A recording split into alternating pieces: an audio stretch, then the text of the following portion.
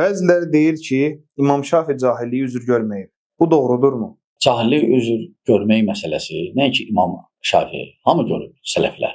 İmam Şafidə, Əbu Hanifədə, İmam Malikdə, İmam Əhməddə, başqaları da hamısı cahillik üzr görüblər. Və lakin görürlər hərdən o xavariclər, tekfirçilər, hizbilər onları alladırlar.